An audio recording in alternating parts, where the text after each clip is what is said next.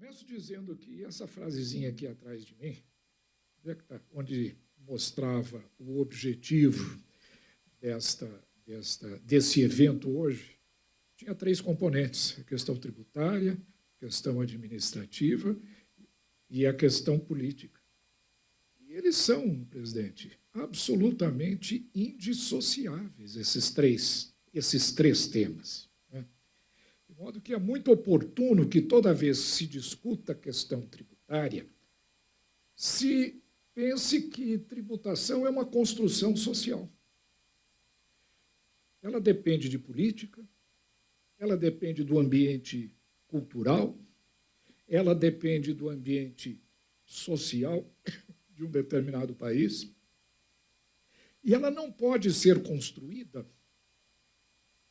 dentro de sala de aulas, com conceitos formais, absolutamente corretos e precisos, porém de dificílima aplicação numa economia de carne e osso.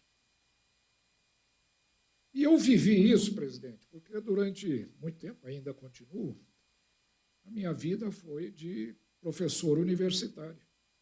E é muito fácil se construir modelos de laboratório absolutamente eficientes, bonitos, práticos, neutros, justos, simples.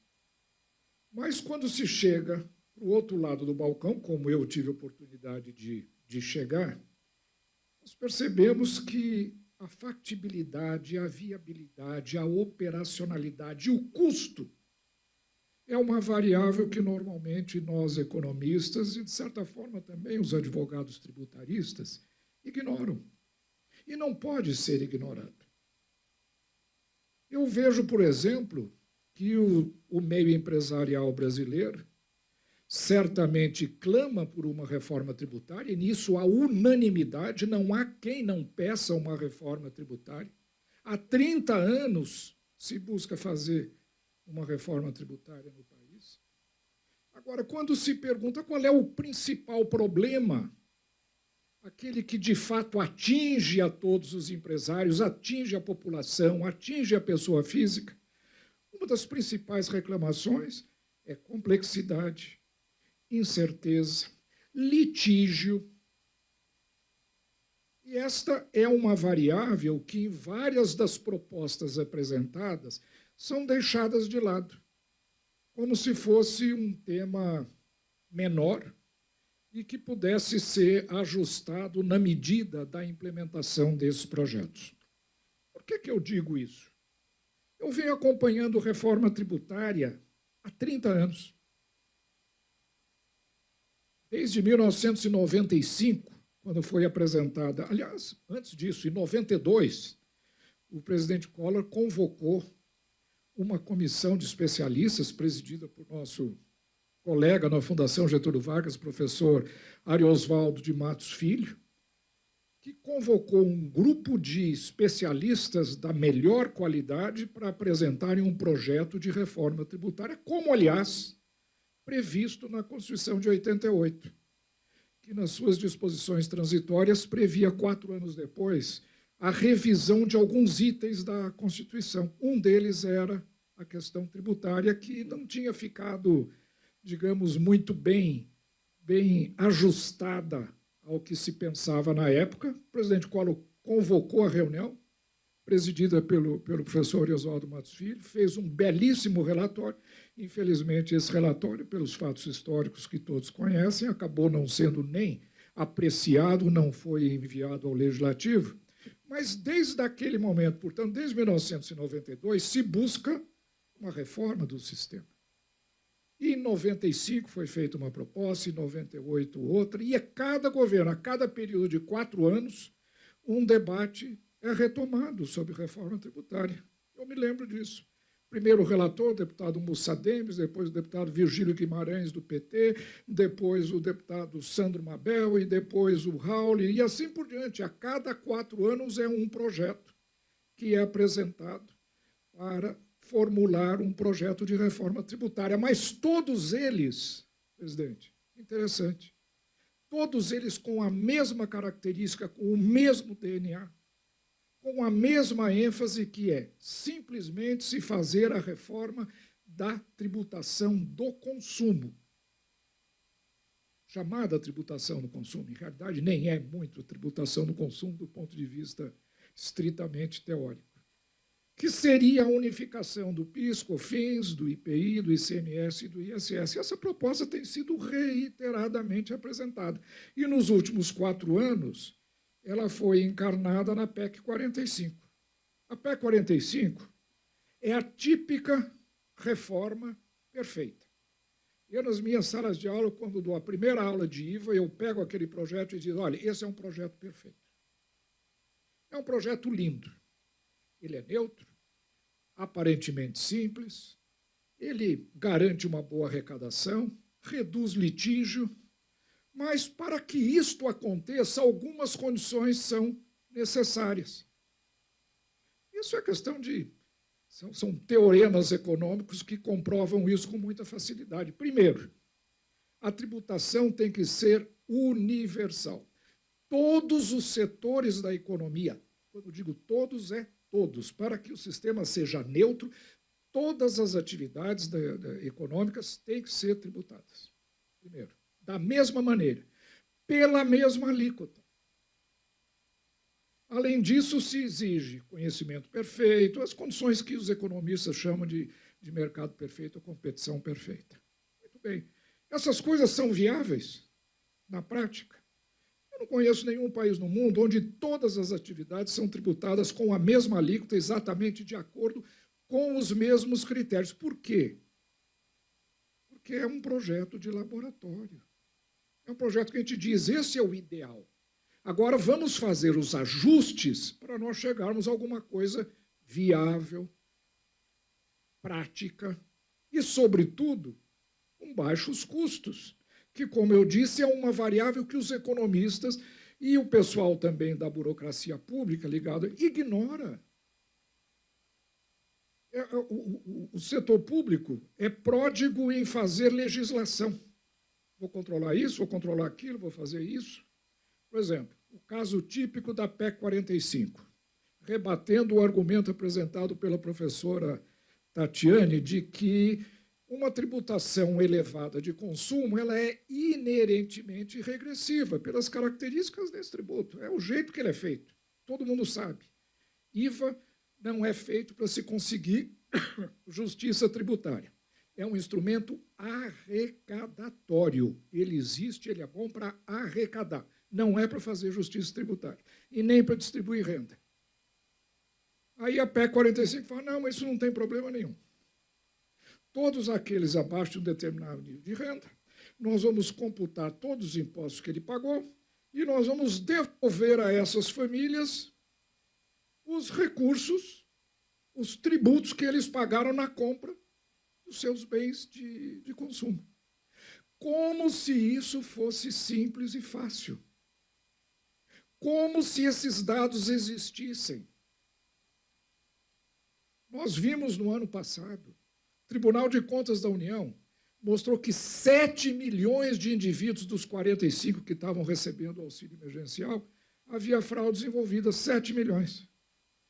Agora nós vamos fazer um programa que vai devolver a cada contribuinte o equivalente do imposto que ele pagou nas suas compras. Ah, mas nós temos SPED. Nós temos a nota eletrônica fiscal. É fácil saber como se cada um também fosse comprar tudo com nota fiscal. Lá nas barrancas do Amazonas, numa pequena cidade, fossem emitir notas fiscais para eu arrecadar, coletar tudo para depois eu pleitear a devolução desse tributo. Não é lógico, não é razoável.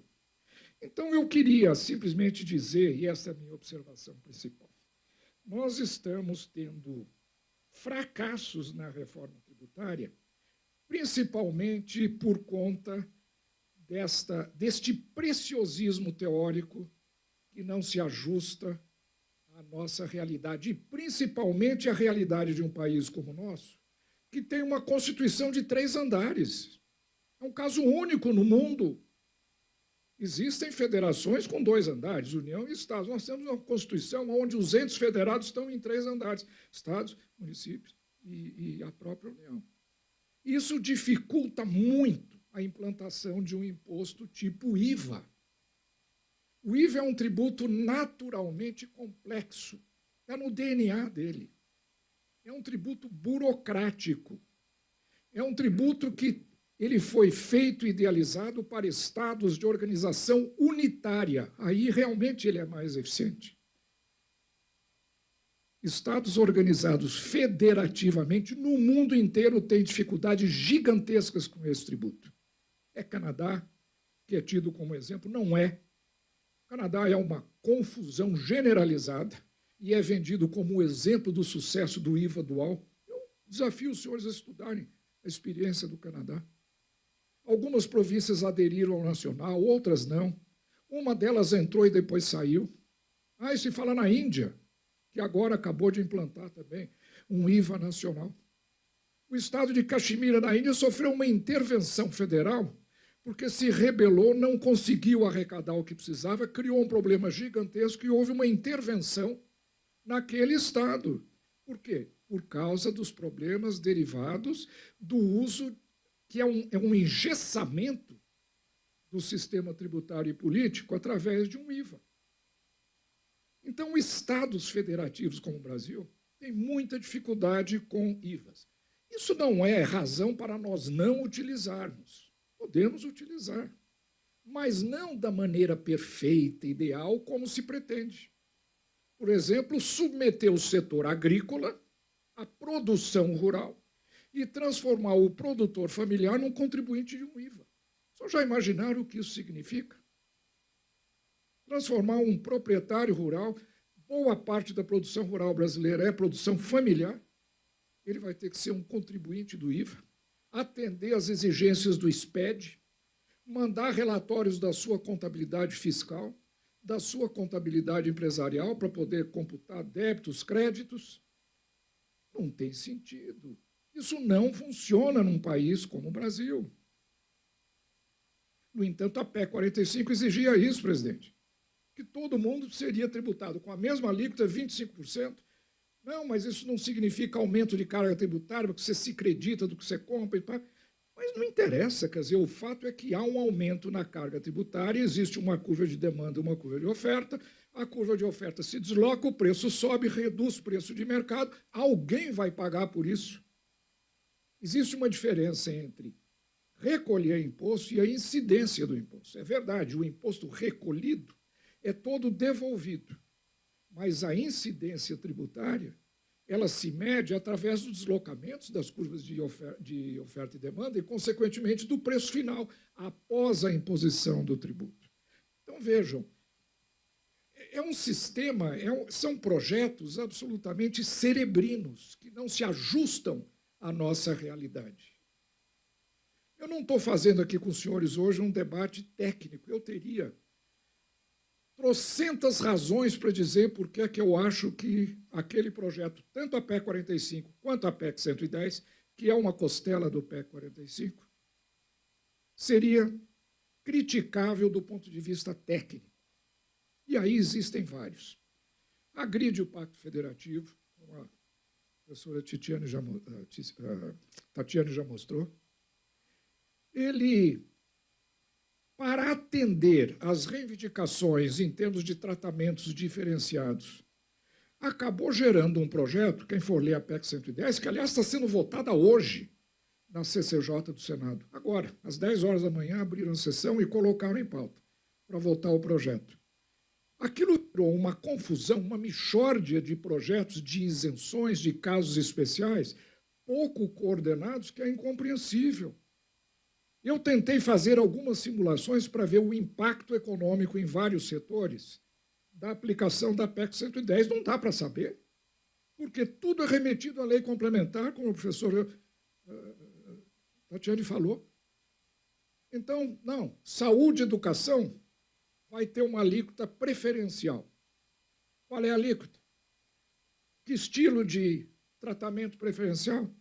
Resolve o problema, a mesma coisa com a agricultura.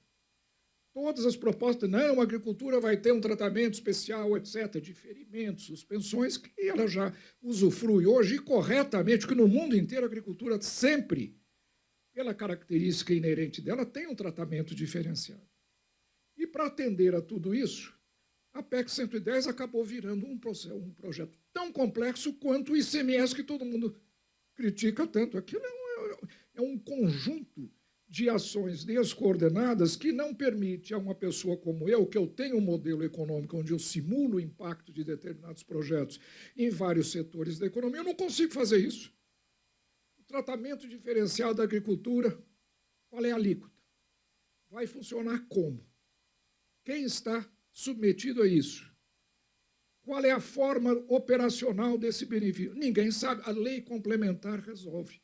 Mas a única coisa razoável, quando se busca esse tipo de tratamento, atender a casos específicos, é, no mínimo, como disse a senadora Simone Tebet, aliás, na comissão.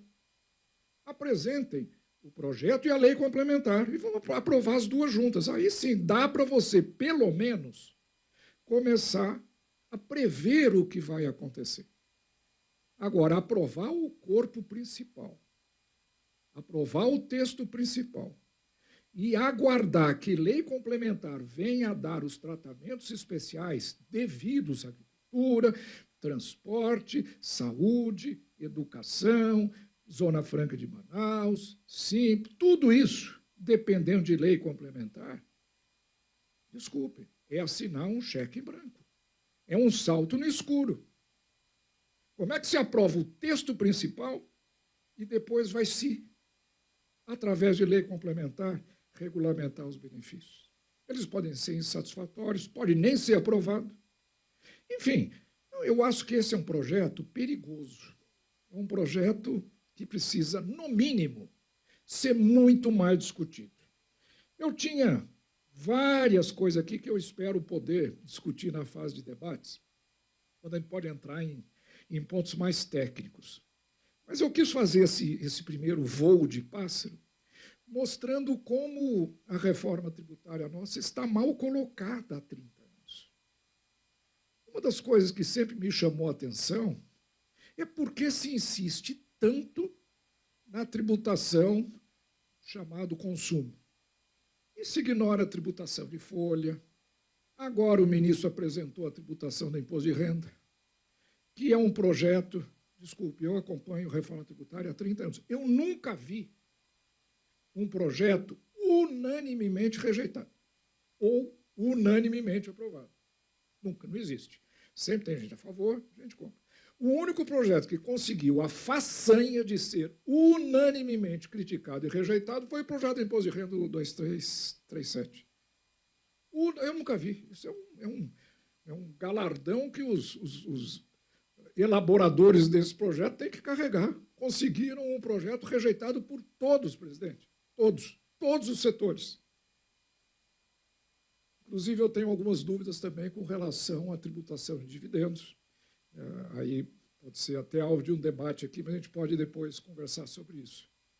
Então, veja, esses projetos eles são parciais e o principal impacto, que para mim é mortal para uma economia, ele desloca a carga tributária. PEC 110, se for aprovada como está, desloca a carga tributária de setores, grosso modo, da indústria para o setor de serviço, agropecuária e os setores industriais com a alta intensidade de uso de mão de obra. Um projeto que desloca a carga tributária tão pesadamente como esse, ele desorganiza um sistema econômico.